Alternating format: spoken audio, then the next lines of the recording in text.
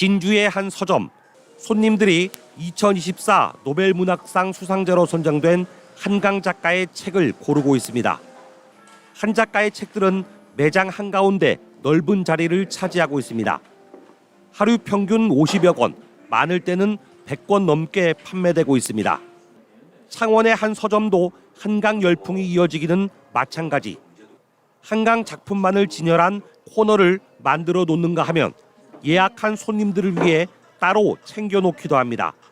하루에 200권이 팔린 적도 있습니다. 화제 베스트셀러가 나오게 되면은 많은 고객분들이 찾아주시긴 하지만 이렇게 품절 사태가 분기현상이 일어나고 품절 사태가 발생하는 경우는 그렇게 많지는 않죠.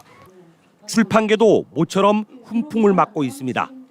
현대 소설이나 시가 아닌 장르가 전혀 다른 책들도 주문이 잇따르고 있습니다. 이 출판사의 대표적인 작품은 최근 3쇄까지 발행했습니다. 최근에 나온 조식은행록은 나온 지 한 보름 정도 만에 1쇄가 다 팔렸어요. 그래서 다시 재판 찍고 오기 어려운 일들인데 같이 발맞춰 나가는 것 같아서 너무 좋습니다. 창원의 한 도서관은 한 작가의 책들을 눈에 잘 띄는 입구에 배치했습니다. 공공도서관 대부분 노벨상 수상 발표 직후부터 한 작가의 책들은 대출과 예약이 마감됐습니다. 창원시 도산사업소에 공공도서관에 있는 한강 책들은 다 예약이 되어가지고 한 2달 이상 기다려야 되는 걸로 알고 있습니다. 하지만 일부 서점에서는 한강 작가의 책만 팔리고 있어 다른 좋은 작품들이 오히려 빛을 보지 못하는 기현상도 벌어지고 있습니다. 또 도매를 겸한 교보 서점이 수상 발표 직후부터 4, 5일 동안 물량을 공급하지 않아 지역 서점을 찾은 고객들은 헛걸음을 하기도 했습니다. 한국서점경영자협회는 교보 문구를 규탄하는 성명까지 발표했습니다. 지금 한강책이 열풍인데 동네 서점에 없네? 온라인 서점에 재고가 있는데 온라인 서점에 주문해야지? 그러니까 동네 서점에 대한 접근, 기회 그런 것들 아예 차단한 거라고 저는 생각을 하거든요. 지역 서점들은 한 작가의 작품을 소재로 한 북토크나 독서 모임 같은 프로그램도 기획하고 있어 한강 열풍은 더 이어질 것으로 보입니다. MBC 뉴스 김태석입니다. 전통시장 청년몰 한켠에 자리 잡은 작은 서점.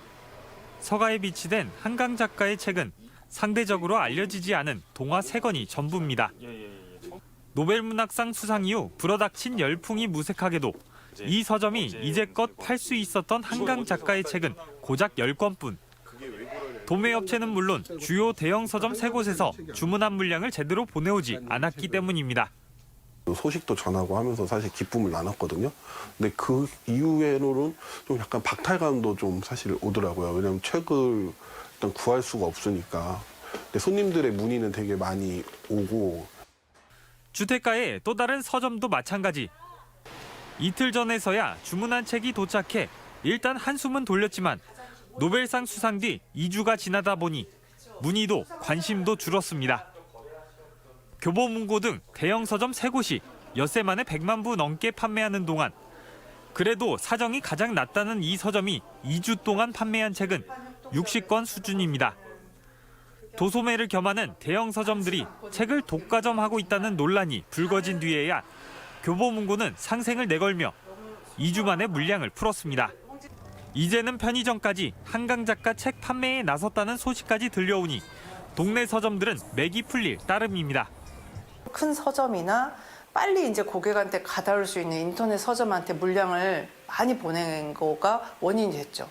왜냐하면 동네 책방들이 거의 거래를 하는 그 도매처에 물량 공고를 해줬더라면 급기야 전국의 수백여 서점들은 상생 마케팅이 아닌 근본 대책을 원한다고 최근 성명까지 내며 기형적 유통구조의 개선을 촉구하고 나섰습니다. 2년 전 서울의 한 독립책방의 주인은 동네 서점의 존재가 사람들에게 어떤 방식으로 영향을 미치는지 체감하게 됐다며 익명 인터뷰를 통해 동네 서점의 긍정성을 설명한 적이 있습니다. 그리고 이 인터뷰에서 소개된 책방 오늘의 대표는 다름 아닌 한강 작가입니다. MBC 뉴스 허연호입니다.